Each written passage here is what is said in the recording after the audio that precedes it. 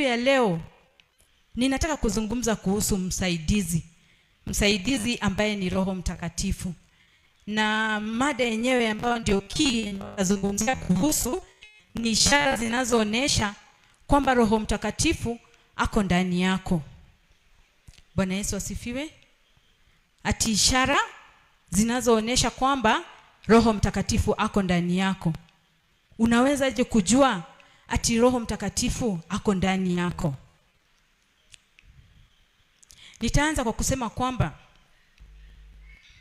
wakati Yesu Kristo alipomaliza huduma yake hapa duniani, ndio aondoke kupaa mbinguni, aliambia wanafunzi wake, sisi pia tuko included siku ya leo, kwamba hatatuacha kama mayatima, bali atatuachia msaidizi ambaye ni Roho Mtakatifu, ambaye atakayekuwa msaada wetu, atakuwa kitusaidia, atakuwa kituongoza, atakuwa kitu guide katika safari ya wokovu. Kwa sababu safari ya wokovu bila Roho Mtakatifu itakuwa ngumu. Safari ya wokovu bila kukuwa na Roho Mtakatifu ndani yako itakuwa ngumu.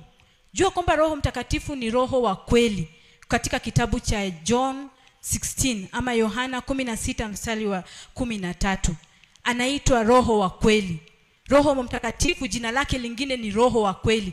Ana majina mengi ambayo yanaashiria yeye ni nani katika maisha yetu.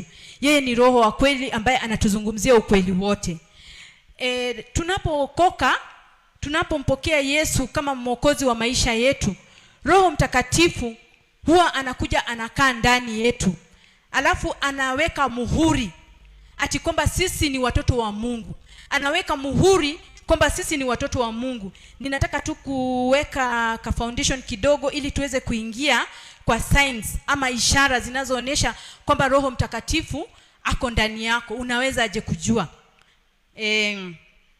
Kwa hivyo huyo Roho Mtakatifu anaingia katika roho za watu wa Mungu, anaweka muhuri kwamba wewe ni muamini, wewe umeokolewa, umepokea wokovu.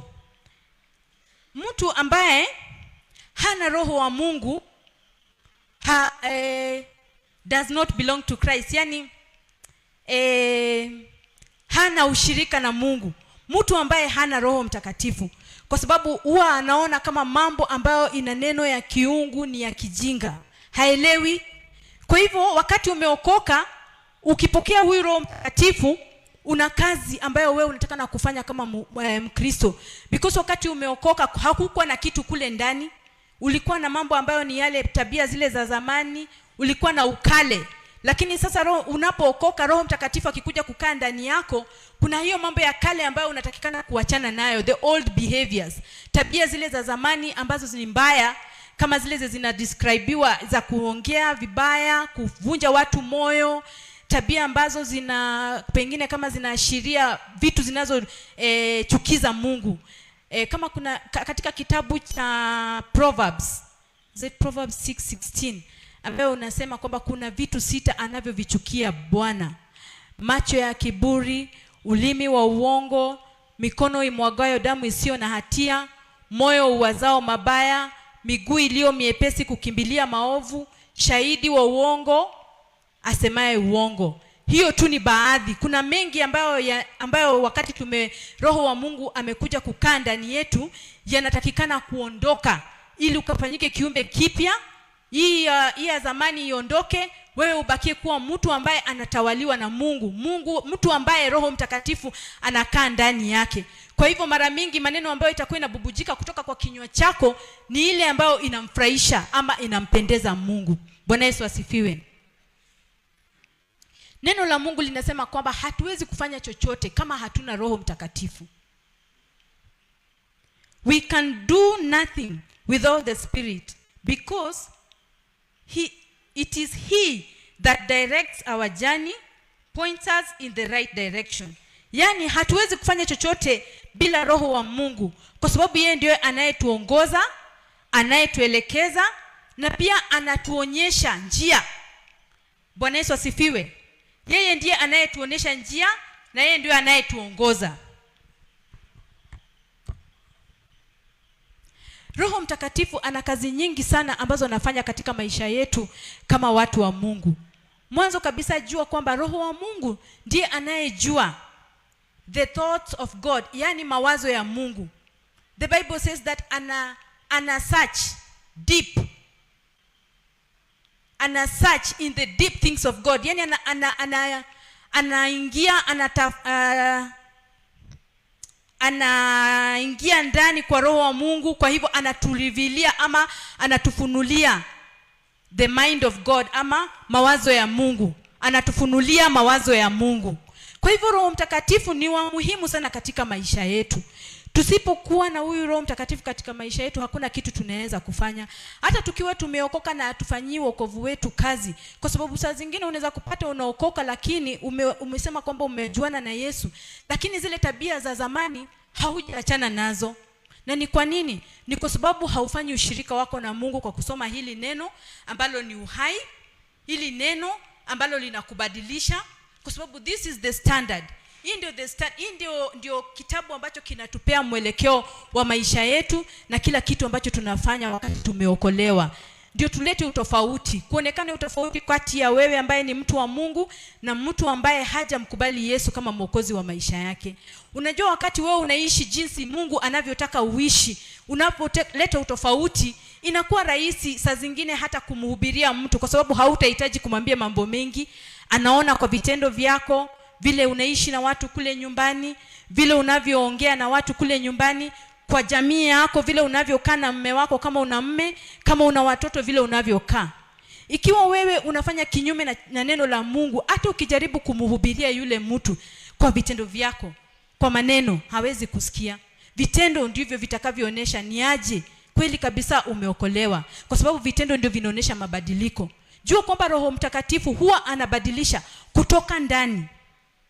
Kutoka ndani, yani anabadilisha kutoka ndani yako, anaweka kitu ile ambayo ni yake, vitu ambavyo ni vyake: wema, utu wema, furaha, uvumilivu. Unaweza kuvumiliana na wengine, unaweza kukaa na wengine hata kukiwa na changamoto ambazo unapitia, utaweza tu kukua na furaha kwa sababu unajua Mungu ako na wewe hata katika hizo changamoto unazozipitia.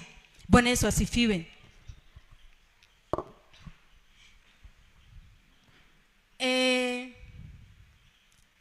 Pia Roho Mtakatifu anaweza kukasirika. Nafikiria nimeongea kidogo juu hapo, lakini nataka tuingie katika scripture ama katika neno la Mungu katika kitabu cha Waefeso 4. Twende hapo Waefeso 4. Upande wangu huu hauoni hata. Kama watu wa media wanaweza nisaidia, lakini kama haitawezekana pia ni sawa. Waefeso 4.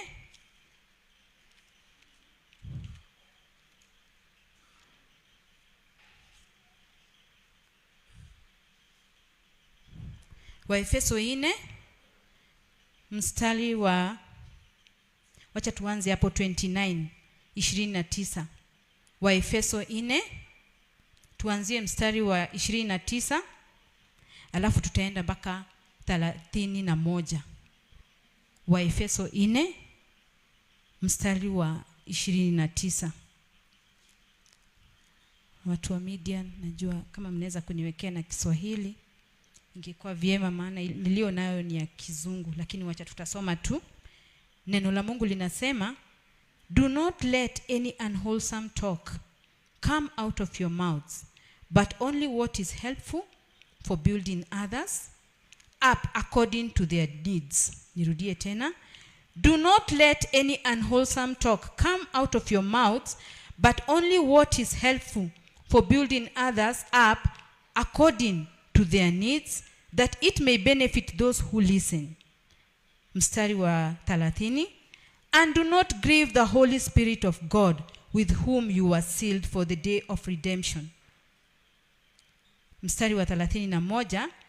Get rid of all bitterness, rage, anger, brawling, and slander, along with every form of malice. Sijui kama kuna mtu ambaye ako na Biblia ya Kiswahili angenisaidia ndio tusikie haya maneno na Kiswahili, kwa sababu naona upande wangu hapa media haioni.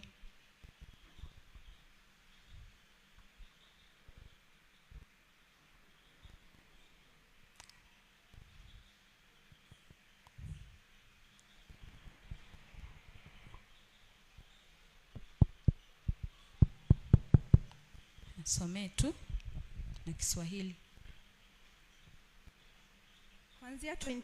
kuanzia mstari wa 29 wa Efeso 4 mstari wa 29 hadi 31. Some tu na Kiswahili. Lililo ovu lisitoke vinywani mwenyu, bali lililo jema la kumfaa mwenye kuhitaji, ili liwape neema wanaosikia. Wala msimhuzunishe yule Roho Mtakatifu wa Mungu, ambaye kwa yeye mliitiwa muhuri hata siku ya ukombozi. Amen. Tuendelee. Uchungu wote na ghadhabu na hasira na kelele na matusi yaondoke kwenyu, pamoja na kila namna ya ubaya. Amen. Amen. Tena iweni wafadhili ninyi kwa nyinyi, wenye huruma, mkasameheane kwa Mungu katika Kristo alivyowasamehe nyinyi. Turudie hapo 31 na Kiswahili. Uchungu wote na ghadhabu na hasira na kelele na matusi yaondoke kwenu, pamoja na kila namna ya ubaya. Amen. Tumesikia. Hata sistahili tu kurudia. Biblia inasema tu vizuri. Uchungu, matusi, ubaya wote. Hizi vitu ndio zinatufanya sisi tukue mbali na Mungu. Kwa sababu kama jinsi tuliambiwa, Roho wa Mungu, kuna wakati ambapo unaweza jipata uko peke yako. Unajisikia ni kama uko peke yako. Ni wakati katika haujakubali kuacha na mambo kama haya. Roho Mtakatifu haezi kukaa mahali ambapo pana uchafu, anakasirika, anahuzunika na kuondoka. Kwa hivyo ni vyema, si kumaanisha kwamba we are perfect ama tumekamilika, lakini wakati tunaokoka tunapaswa kufanyia maisha yetu ya wokovu kazi, ili mambo kama haya yaweze kutoka katika maisha yetu. Jua kwamba Mungu hakuna kitu haezi. Ukiona kuna kitu ambayo unang'ang'ana nayo umeshindwa wewe kama mwanadamu, huyu Muumba wa mbingu na nchi ana uwezo wa kukusaidia. Umwambie Mungu, mimi ninang'ang'ana na hii na nimeshindwa. Kwa sababu mangumbe mingi ni ile yenye sisi hatuwezi peke yetu kama wanadamu. Lakini tukiwa na huyu Mungu ambaye anaishi, anaweza kukusaidia, anaweza kukukomboa kwa sababu yeye ni Mungu mkombozi, anaweza kukuponya na kukusaidia ukaweze kufungua chapter mpya katika maisha yako. Ujue kwamba wakati Roho Mtakatifu anakuacha, kuna kwanga na unakaa ni kama uko uchi. Kitu chochote chaweza kukugonga. Unakaa ni kama hauna fence. Tuliambiwa fence, that is the word. Hauna ukuta. Uko na upweke peke yako. Kwa hivyo utakuwa unang'ang'ana wewe kama mwanadamu. Kwa hivyo ni sisi kama watu wa Mungu tunatakana kuambia Mungu kila saa atusaidie kukaa katika njia zinazompendeza. Atuondolee kile chote ambacho kinatenganisha ambacho kinaharibu ushirika wetu na yeye, ili tuishi kulingana na mapenzi yake na jinsi yeye anavyopenda. Na ndio hizi functions ambazo tumeambiwa, hizi kazi ambazo Roho Mtakatifu anafanya katika maisha yetu, zenye nimetoka kusema hapo, kutufariji, kutusaidia, kututetea, zote zifanye kazi. Lazima tufanyie maisha wokovu wetu kazi, ili Roho Mtakatifu akae na sisi ama akae ndani yetu, atufunze, atukumbushe yale mambo ya Mungu ambayo anataka tujue, katika jina la Yesu Kristo. Nikirejelea hapo pahali ambapo nilianzia kuhusu msaidizi, nataka tuangalie vile Mungu wakati katika uumbaji alipoumba vitu, wanyama, nini, aliangalia Adamu akaona ako peke yake. Akasema atamuumbia mtu ambaye amefanana na yeye ili aweze kumsaidia, na akamuita msaidizi. That is in the book of Mwanzo 2 mstari wa 18. Akamuumbia msaidizi suitable for Adam. God said he would make a helper suitable for Adam. Yaani Mungu alisema ati atamuumbia mtu wa kumsaidia ambaye atakuwa wa kumfana. Utaona kwamba ama utarealize kwamba Mungu ametumia hilo neno. Acha nisome kwa Kizungu kwamba God used the same word that describes the role and ministry of the Holy Spirit in our lives. Yaani Mungu alitumia hilo neno kuonesha majukumu na huduma ambayo Roho Mtakatifu anafanya katika maisha yetu. Kwa hivyo jina helper si jina tu ya kawaida, ni jina ambayo iko na uzito mwingi sana. Wakati tunaitwa wasaidizi, kina mama wenzangu, tuko na kazi ambayo Mungu ametuaminia, ambayo anataka tuifanye katika nyumba zetu, katika huduma, katika kila mahali tunajipata, kule kwa my estate kwenye tunajipata, katika kazi ambazo tunafanya, anataka tuoneshe yeye ndani yetu katika njia ambazo tunafanya kazi zetu. Aya, katika Agano Jipya Roho Mtakatifu anaitwa msaidizi pia. Anaitwa pia a counselor ama a counselor in Kiswahili. Mshauri, yes, mshauri. Anaitwa mfariji, anaitwa muombezi wetu, na pia anaitwa our advocate. Advocate in Kiswahili, wakili. Amen, thank you so much. Anaitwa wakili wetu. Kwa hivyo unaona helper, Holy Spirit, kazi ambazo anafanya katika maisha yetu. Hasa ujue wewe kama hauna Roho Mtakatifu, unakaa aje hivyo peke yako?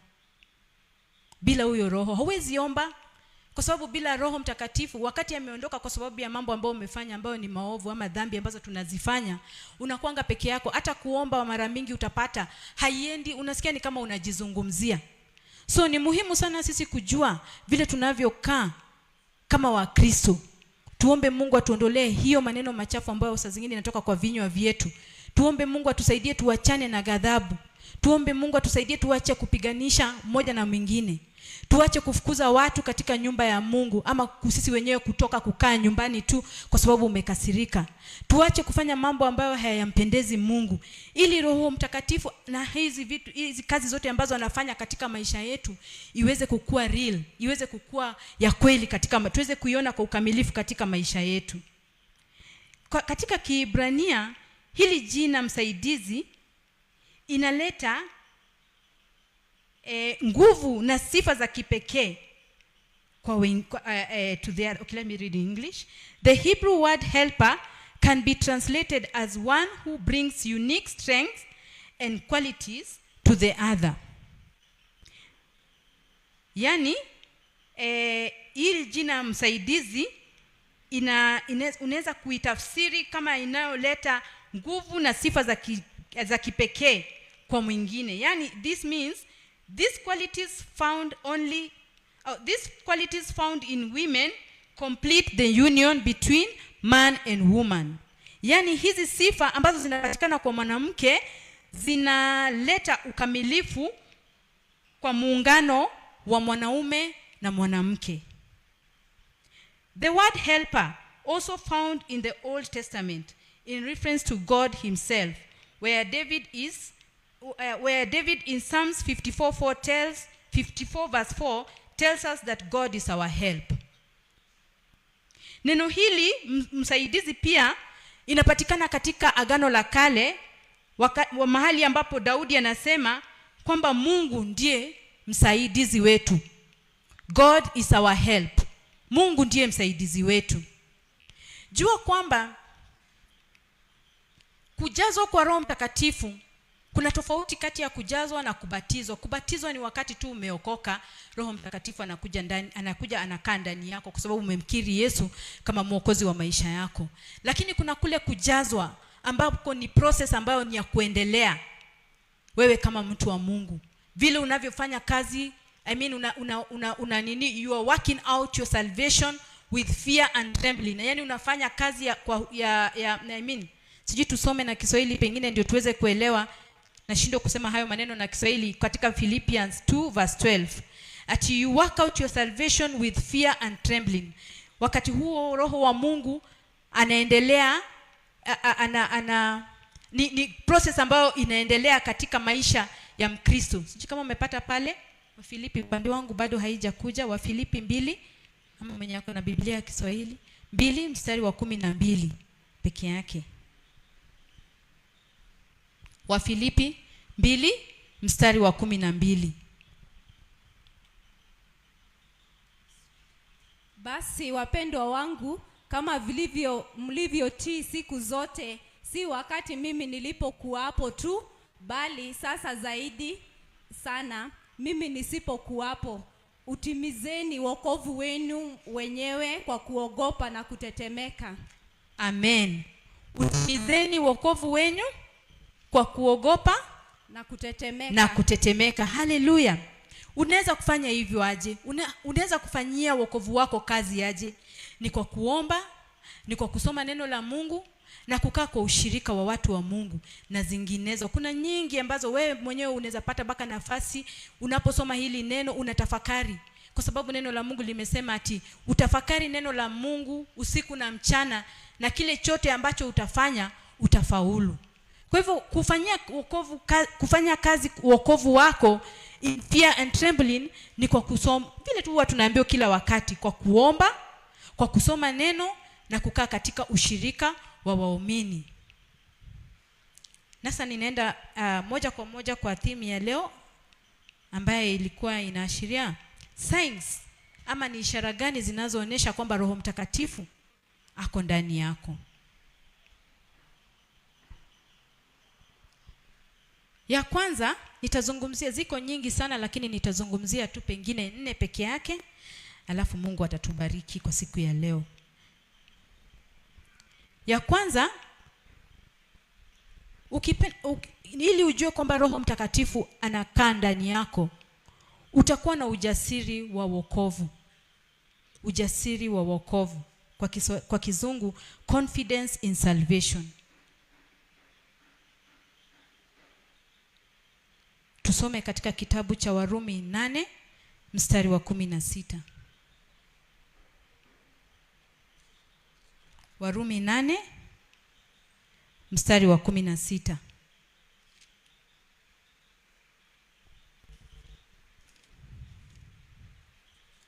Roho mwenyewe hushuhudia pamoja na roho zetu ya kuwa sisi ni watoto wa Mungu. Amen. Roho wa Mungu hushuhudia. Roho wa Mungu hushuhudia yeye mwenyewe ya kuwa sisi ni watoto wa Mungu. Amen. Roho wa Mungu hushuhudia yeye mwenyewe kwamba sisi ni watoto wa Mungu. Wakati mtu amempokea Yesu kama mwokozi wa maisha yake, kama nilivyosema awali, Roho Mtakatifu hukuja, anakaa ndani yake, alafu anaanza kazi ya kudhibitisha ukweli huo ndani ya moyo wako kwamba wewe ni wa Mungu. Lakini mara mingi utapata kwamba adui huwa anakuja kukutia shaka, kuweka shaka ndani yako, ama doubt kwa kizungu. Huwa anakuja kuweka doubt ama shaka ndani yako, kukufanya uone kama wewe si mtu wa Mungu. Last week Sunday, katika ibada ya Bible study kama hii, tulihubiriwa kuhusu jangwa. Mara mingi wakati tumeingia katika jangwa, ndio adui shetani huwa anakuja kukuhubiria kwamba wewe labda uliachwa na Mungu au umefanya dhambi. Tunaona Job wakati alianza kupitia haya mapito, vitu vyake vyote vikapotea, mali zikaisha. Mtu alikuwa anaishi maisha mazuri, na usisahau Job alikuwa mtu ambaye anapenda Mungu. Biblia huwa inasema that alikuwa upright. Upright ni mtu wa aina gani? Alikuwa mtu ambaye amesimama. Alikuwa mtu ambaye hayumbi. Alikuwa mtu ambaye anaogopa Mungu. Kwa hivyo alikuwa anatoa dhabihu kwa niaba ya familia yake. Alikuwa anatoa dhabihu kwa sababu yake, ili jamii yake ikae vizuri, biashara zake ziende vizuri, kila kitu kiende sawa.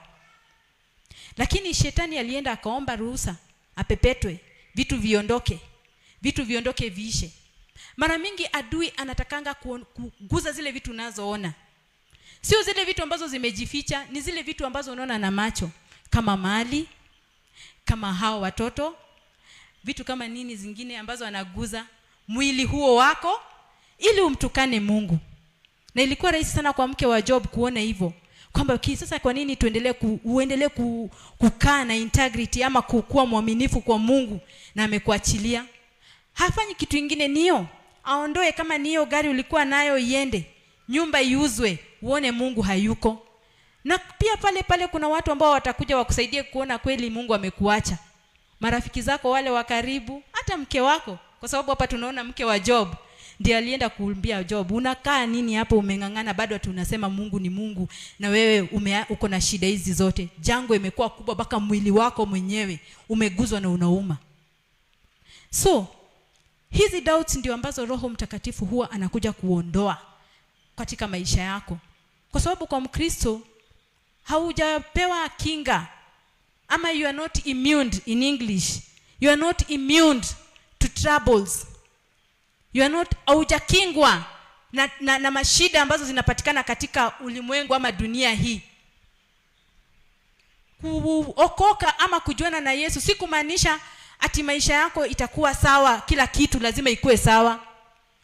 Kuokoka kwako si kumaanisha kwamba ukiomba lazima upate ile answer unataka kesho ama saa hizi. Sio lazima. Kwa sababu Mungu anakuanga na purpose na ako na agenda ya kila mmoja. Anajua mahali anakupeleka. Kwa hivyo ataruhusu vitu vingine vifanyike katika maisha yako ili uweze kukomaa, ili uweze kumkaribia zaidi, akikutayarisha to the next level. Kwa sababu huwezi enda to the next level ama hiyo sehemu nyingine kama haujakuwa vile Mungu anataka uwe. Saa zingine huwa anaruhusu mambo kama hayo ili aondoe kiburi. Saa zingine anaruhusu mambo kama hayo yatutendekee, yani tukue katika jangwa, ili kama anataka kukubariki na vitu vingine nyingi, hautamsahau huyu Mungu. Hautaondoka kwa njia zake. Mali zikikuja mingi, uanze kukua busy, uanze kuona kwamba Sunday ndio unaweza enda kutembelea marafiki zako mahali fulani, Sunday ndio unaweza enda kwa park kupeleka watoto ama kwa swimming pool. Hautaona hivyo. Utajua siku ya kukuja kutoa dhabihu ni siku ya kutoa dhabihu. Utajua siku ya kuingia katika ushirika, hata kama pesa ni nyingi, hata kama mali ni nyingi, hata kama Mungu amekubariki na watoto wazuri ambao wamesoma wakafaulu, utajua siku ya dhabihu ni siku ya kutoa dhabihu. Hautasahau Mungu, hautasahau madhabahu yake. So Roho wa Mungu huwa ni kazi yake hiyo ya kutoa shaka katika maisha yetu ama tashwishwi, kuaffirm, yani kudhibitisha kwamba wewe ni mtoto wa Mungu ama umeokolewa. Kwa hivyo badala ya kukaa hapo kuwaza vile wewe kwani nimekosea Mungu ama nimefanya nini wakati uko katika hiyo jangwa, jiulize, hizi tunda za Roho Mtakatifu katika maisha yangu zinakuwa? Umeweza kukuwa na uvumilivu na majirani wako na Mungu? Umeweza kukuwa na uvumilivu na wale ambao umekaa nao? Umeweza kuwapenda? Umeweza kuwasamehe hata kama wamekusengenya, wamekusema? Kwa sababu wakati unapitia jangwa unakutananga na watu ambao tulifundishwa na our brother Robert, ati watu wale wako karibu na wewe wanakuvunja moyo mpaka unasikia kama hautaki mambo yao tena. Inaweza kuwa hata ngumu kuwasamehe.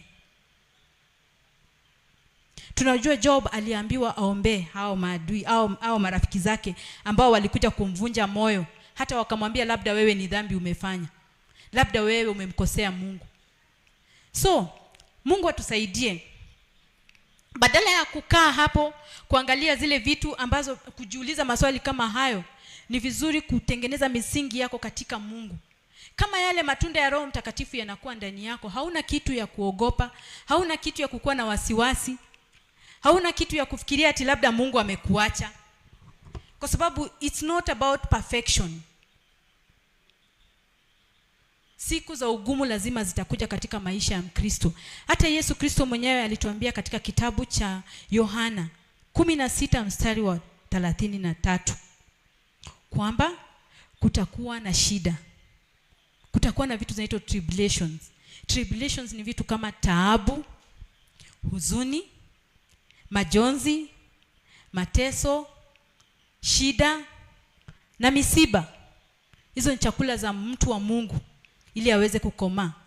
Na seasons hizi zote ni za Mungu. Kuna season ambayo mambo ni mazuri, yanaenda vizuri.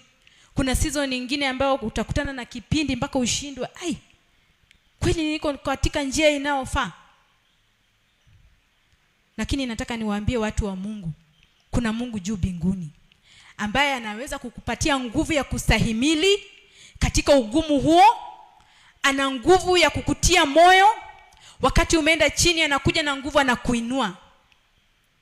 Ninashuhudia hivyo kwa sababu nimepitia katika kipindi kama hicho, kwa hivyo ninaelewa. Kuna wakati ambapo unaweza fika mwisho mpaka uone kwamba maisha hayana maana.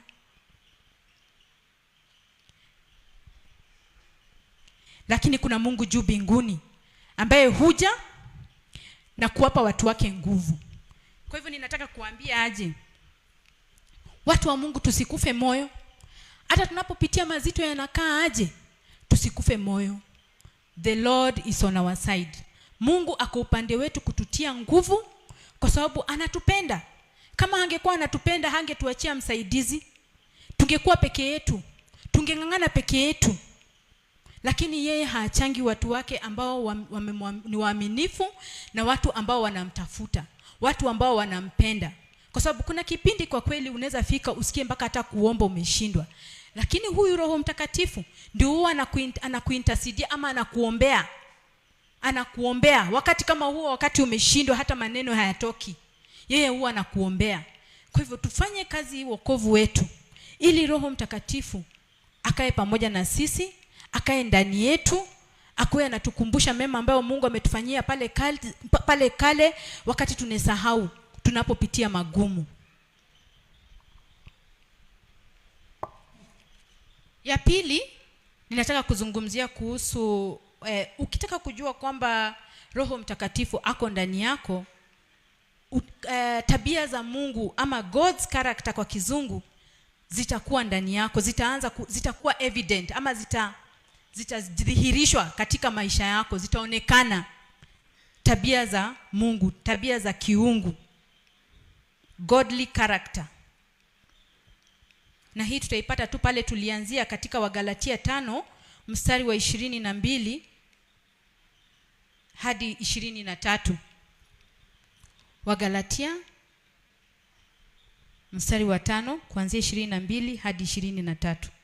Lakini tunda la Roho ni upendo, furaha, amani, uvumilivu, utu wema, fadhili, uaminifu, upole, kiasi. Juu ya mambo kama hayo hakuna sheria. Amen. Thank you. Mungu akubariki. So, kwa hiyo nataka niseme nini?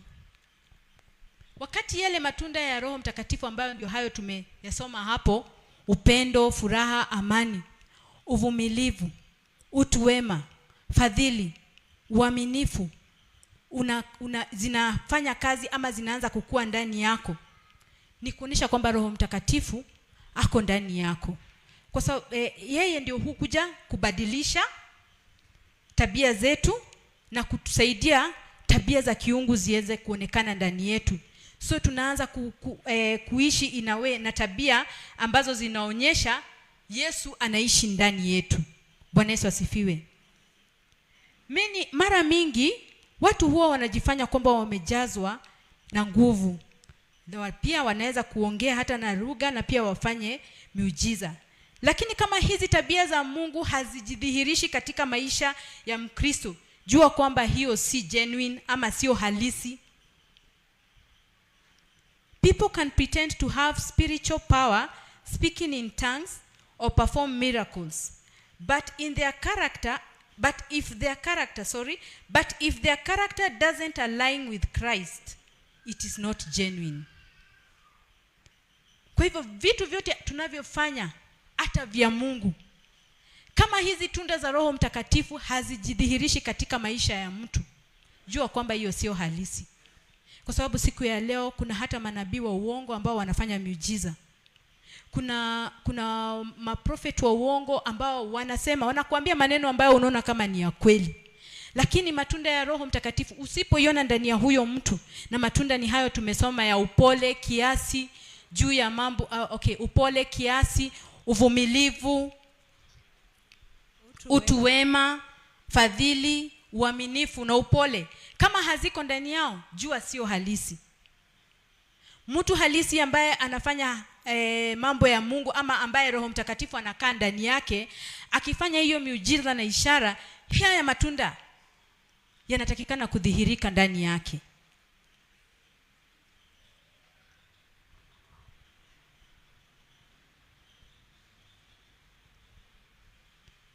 Kitu cha msingi cha kuwa na Roho Mtakatifu ndani yako ni kukua kila siku kama Yesu, becoming like Christ each day. Na hii inatakana kuonekana katika maisha yako ya kila siku, inatakana kuonekana katika vitendo vyako, na pia inatakana kuonekana katika jinsi unavyo watendea wengine. Becoming Christ like each day is shown, ama is evident in your daily life, your actions, and how you treat others. Kwa hivyo kuwa na Roho Mtakatifu ni kuacha zile tabia za kale na kuishi maisha ambayo inaonesha utakatifu na haki. Na hiyo tumesema kwamba inafanyika, inaanza ndani, sio nje. Mara mingi inaanza ndani. Mtu wako wa ndani anabadilishwa, kwa sababu mtu huyu wa ndani ambaye ni roho, huyu ambaye hatuoni, unajua hii yenye iko juu ni nyumba, ndiye mtu kamili. Huyu wa ndani, hii ni hema, hii iliyo juu ni hema. Lakini huyu mtu aliye ndani ambaye ndio wa roho, ndiye mtu kamili. Ndio mwenye utaweza kujua kwa vitendo ambavyo mtu huyu hema ya nje inafanya kama ni mtu wa Mungu. So mtu wa ndani ndio huwa anafanyiwa kazi, kwa sababu mtu wa nje anakuanga amefika. Huyu ambaye ni flesh, nyama hizi zinakuwa zimefika. Ndio mara mingi utasikia una struggle kuomba, una struggle kusoma neno la Mungu. Saa zingine hata unajaribu kusoma, unaona ni kama huelewi. Lakini kama Roho Mtakatifu anafanya kazi ndani yako, anakujanga anakosesha nguvu mwili huu, unakubali kutii Roho wa Mungu, unakubali kutii vile Mungu anavyotaka.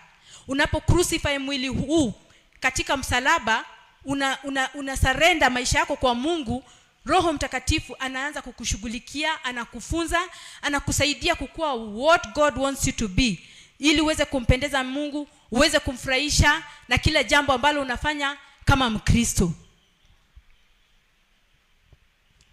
Matunda haya ya Roho Mtakatifu ambayo tumeyasoma hapa, yakianza kukua katika maisha yako, ama yakianza kufanya kazi katika maisha yako, dhambi huwa inaanza kukosa nguvu katika maisha yako. Na ndio unapata wakati uko na furaha na amani, unaweza kuvumilia ama kushinda machungu ya mambo ya kale ambayo umepitia.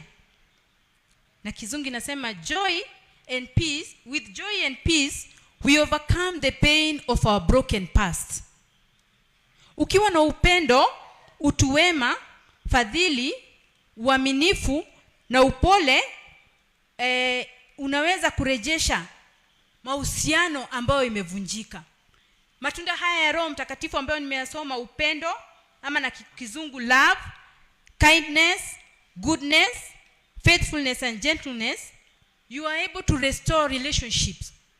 Yanapokuwa ndani yako, yanapofanya kazi ndani ya maisha yako, ni rahisi kuweza kurejesha upendo, kurejesha mahusiano kati yako na wale ambao labda mlikwazana, mlikosana, na mambo yakaharibika. Inakuwa rahisi kusamehea. Inakuwa rahisi kwa wewe kwenda kwa ule mtu na kumwangalia kama ndugu ama dada katika Bwana, ndugu ambao mmezaliwa nao. Utaweza kukaa nao chini na kusemezana, na mioyo yenu ikaweza kupona. Tunda lingine la uvumilivu, hilo linatusaidia kuvumilia katika wakati wa magumu.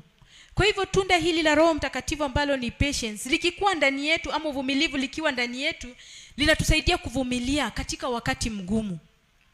Kwa hivyo tuombe Mungu atusaidie. Tunda la kiasi ambalo ni self control, nalo ambalo ndio la mwisho nimeandika hapa, linatusaidia kusimama katika wakati wa majaribu.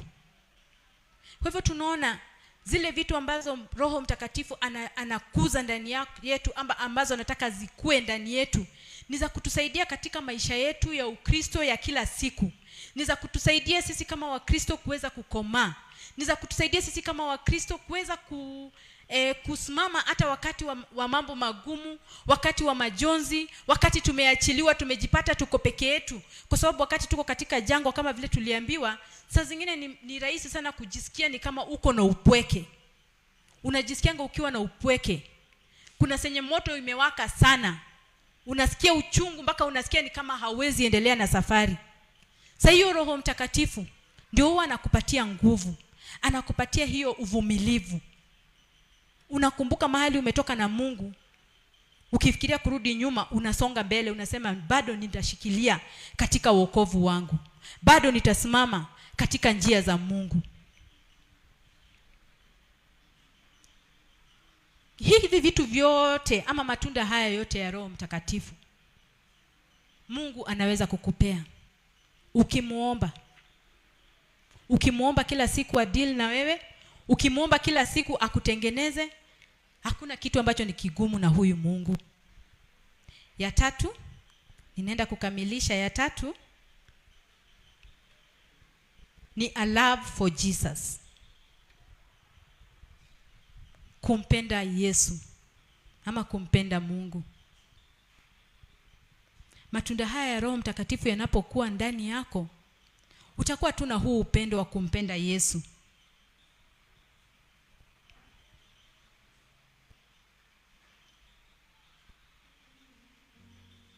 Utakuwa na upendo huu ambao utakuwa ndani yako, unasikia tu unampenda Mungu.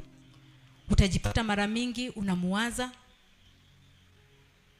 Utajipata mara mingi unasema mimi ninaishi kwa sababu yake.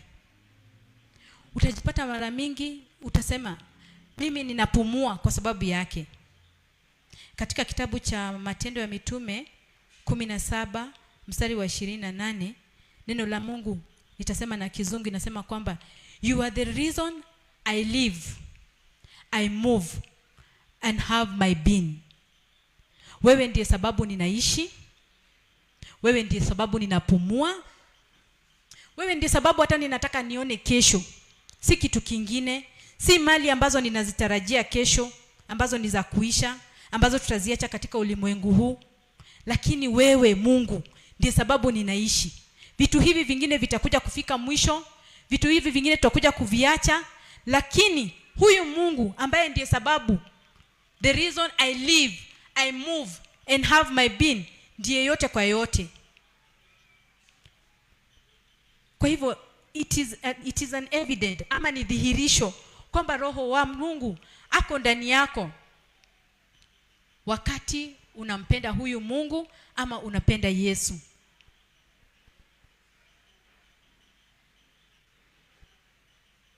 Kwa hivyo Roho Mtakatifu anapokubadilisha, anakusaidia tu kumpenda huyu Mungu, kwa sababu yeye alimpenda mwanzo.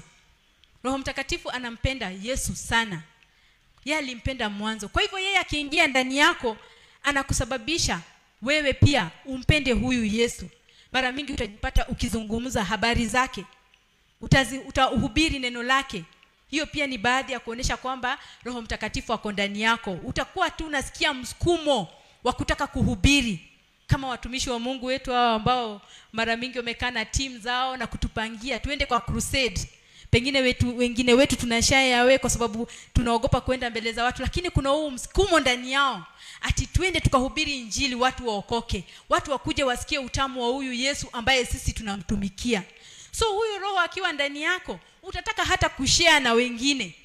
Utataka kunena na rafiki yako. Utapata hata unaingia mahali ambapo unaona kuna panakani kama unaweza shindwa kuzungumza, lakini unapata tu unataka kuzungumza na huyo mtu habari za Yesu Kristo. Kwa hivyo hii nao inasababisha causing our love for Jesus to manifest in our thoughts. Okay, let me repeat that statement. When the Holy Spirit dwells in us, he changes us from the inside out, causing our love for Jesus to manifest in our thoughts, our words, and in our actions. So upendo wa Mungu, upendo wa Mungu kwetu kwake sasa inadhihirika katika mawazo yetu, maneno ya vinywa vyetu na pia vitendo vyetu. Tuchague kumtumikia huyu Mungu, tuchague kupenda Mungu. Job alipenda Mungu hata wakati alikuwa katika point ya kubreak, ambayo wakati mke wake alimshawishi atukane Mungu afe. Na ni mwanadamu angefanya hivyo kwa sababu uchungu aliokuwa nao ulikuwa mwingi. Lakini yeye alichagua kumtumikia Mungu, alichagua kumpenda Mungu, alichagua kutoa maisha yake kwa Mungu. Hebu tusome tu hapo katika Job 1:22. Tuchague kumtumikia Mungu hata wakati ambao ni wa shida nyingi. Mara mingi shetani huwa anataka uangalie Mungu kama mtu kama ambaye hakushughulikii, ambaye hakujali wakati magumu yanapokuja. Hiyo ndio kitu ambayo atakuhubiria kwamba huyo Mungu ako wapi, hata hakushughulikii, hakujali. Ndio kwa sababu unapitia hizi shida zote. Lakini Job alisimama wima. Yangu hapa haioni. Katika mambo hayo yote Ayubu hakufanya dhambi wala hakumwazia Mungu kwa upumbavu. Haleluya. Ati Job hakufanya dhambi katika mambo haya yote na hakufanya mambo ya kipumbavu. Kipumbavu angefanya kwa sababu alikuwa amesukumwa. Ukumbuke hiyo scripture inakuja mahali mwisho baada ya kuletea ripoti zote. Ati camels zako zilisha zote. Kato za camels na Kiswahili ni ngamia. Ngamia. Hallelujah. Thank you Jesus. Ngamia, ng'ombe wako, mbuzi wako wote wameisha. Hata watoto wako wameangukiwa na ukuta na wameisha wote. Ni mimi tu mtumishi wako nimebakia kuja kukuletea ripoti. Hakutoka hapa, hakuasi Mungu, hakutukana Mungu. Alisema, naked I came from my mother's womb, naked I shall return. Glory be to the name of the Lord. Kwa hivyo ninataka kutuambia kanisa, hata wakati magumu yanakuja, usiondoke kwa Mungu tafadhali. Usitoroke kwa Mungu. Usiondoke kwa Mungu useme kwamba tafadhali watu wa dunia. Watu wa dunia ambao hawajajuana na Mungu hawana tumaini kama wewe ulio nayo. Wewe unatumaini leo hata ukiaga dunia ama ukipumzika, una mahali ambapo umeenda kuandaliwa. Yesu alisema ameenda kutuandalia mahali pazuri. Palipo na manyumba mazuri, palipo na furaha, hakuna kulia tena, hapana uchungu tena, hakuna kuinukiana tena. Furaha tele tumeaminiwa watu wa Mungu. Kwa hivyo usiondoke hapo kwa Yesu. Hata kama inawaka, unaona ni kama sasa unaangamia. Hata kama inakaa aje, usiondoke hapo. Usiondoke hapo. Mkimbilie huyu Yesu. Yeye ni ngao. Yeye ni nguvu zetu. Yeye ndio kila kitu tunahitaji. Naingia kwa pointi yangu ya mwisho siku ya leo.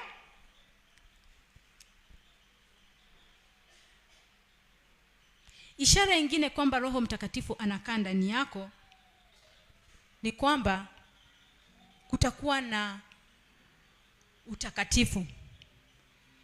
Holiness should be evident in your life. Holiness should be evident in your life.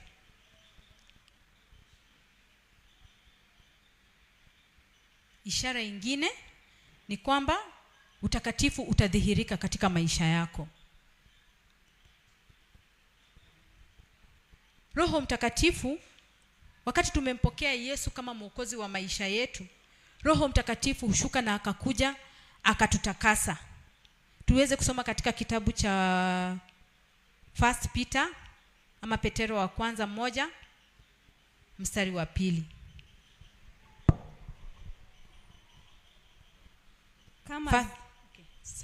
Endelea.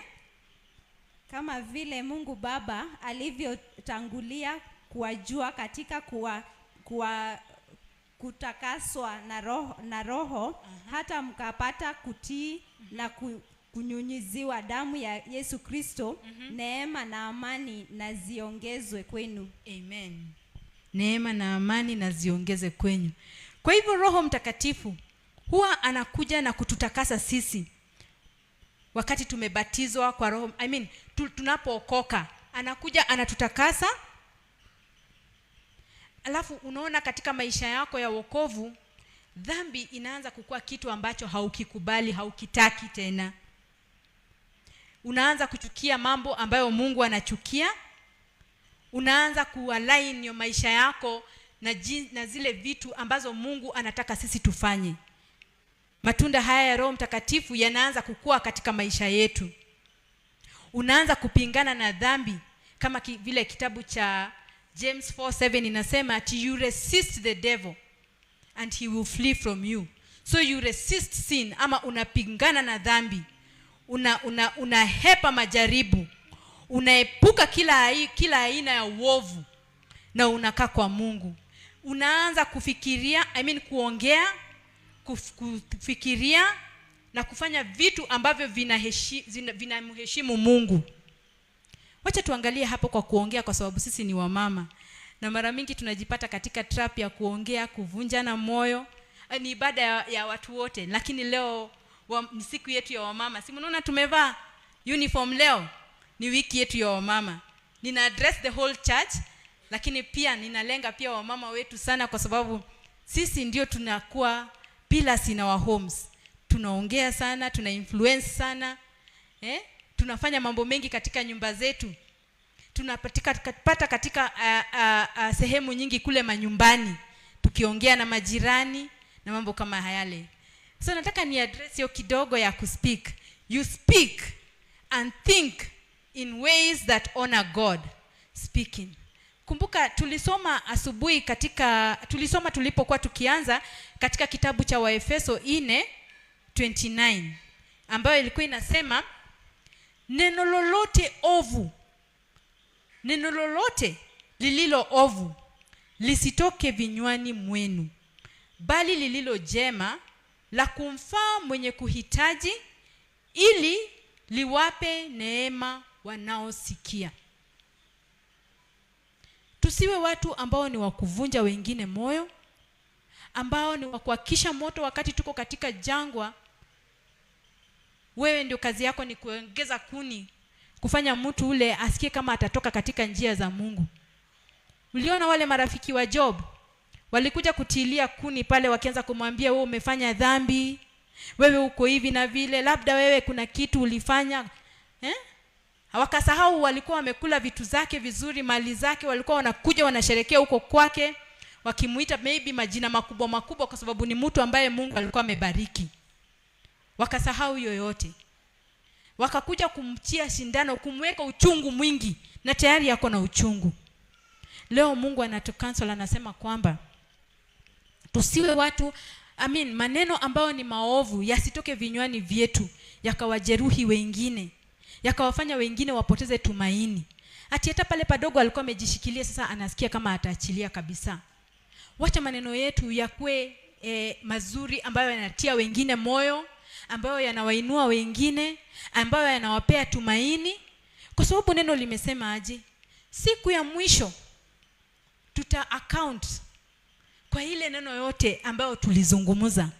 Na hiyo iko katika kitabu cha Mathayo 12 na mstari wa 36 hadi 37.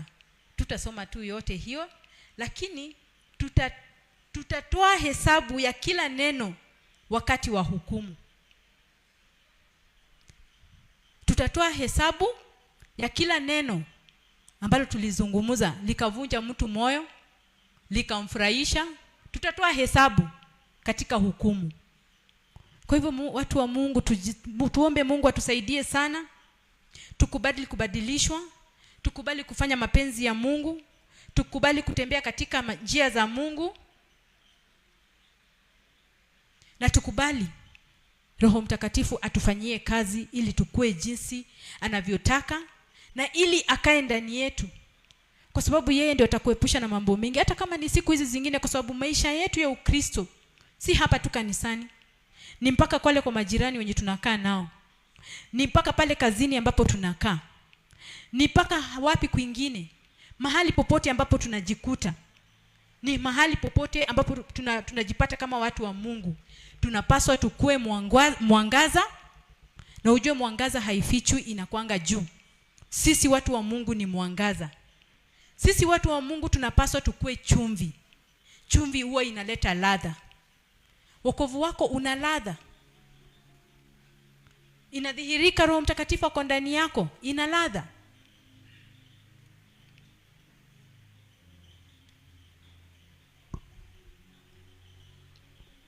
Holiness is a process that requires continuous dependence on the Holy Spirit.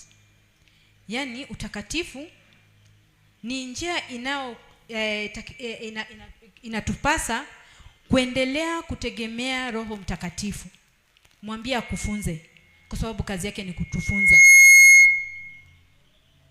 Mwambie akuguide kwa sababu kazi yake ni kutuguide. Mwambie akustrengthen ama akupe nguvu kwa sababu kazi yake ni kutupa nguvu. Tumesema kwamba it is not about achieving perfection by our own efforts, but allowing the Holy Spirit to shape and refine us daily. It's about kufikia. Si kuhusu kukua na ukamilifu, lakini na si bidii yetu, lakini ni kuruhusu Roho Mtakatifu atutengeneze, atusafishe, atutakase. Holiness means to live under the direct influence of the Holy Spirit, allowing him to guide every aspect of your lives, making us more like Christ. Turuhusu Roho Mtakatifu atushawishi moja kwa moja. Turuhusu Roho Mtakatifu atuongoze, atuelekeze, atufunze njia zake kila siku. Ombea moyo wako kila wakati. Kuna ombi ambalo tulifundishwa na mtumishi wa Mungu mmoja ambaye limekuwa likisaidia moyo wangu sana sana, na linazungumza kuhusu tu hiyo Galatians 5:22. Na mtumishi wa Mungu pia anapenda kuomba sana hiyo. Imekuwa ikifanya maisha yetu itubadilisha. Unajua tumesema mambo ya Mungu, sisi huwa tunabadilishwa kutoka ndani, sio nje, ni ndani. Ukijifunza kuambia Mungu, oh Holy Spirit, take more of me, give me more of you. Nipe wingi wako, wingi wa upendo wako, wingi wa rehema zako, wingi wa kusamehe. Kwa sababu mara mingi tunajipata kama Wakristo, mambo kama kusamehe imekuwa ngumu. Kwa sababu ya mambo ambayo tunapitia inakuwa ngumu. Wakati unanena hizi tunda za Roho Mtakatifu kila wakati kwa roho yako, utapata unaenda ukipona, utapata unaenda ukibadilika, utapata unaenda ukikaa katika makusudio ya Mungu, na Mungu atazidi kukubariki kila siku. Utazidi kuona utembeleo wake kila wakati. Utahisi wakati umeenda chini, yeye ndo anakuja na kushika, anakuinua juu, anakupa nguvu. So Mungu awabariki sana kwa kunisikiza, kunipa nafasi ni hudumu siku ya leo. Mungu awatende mema, na Mungu aendelee kuwajaza Roho wake Mtakatifu, akae juu ya maisha yenu kila siku, awatetee katika kazi zenyu, awatetee katika jamii zenyu, awatetee katika biashara zenyu, katika jina la Yesu Kristo.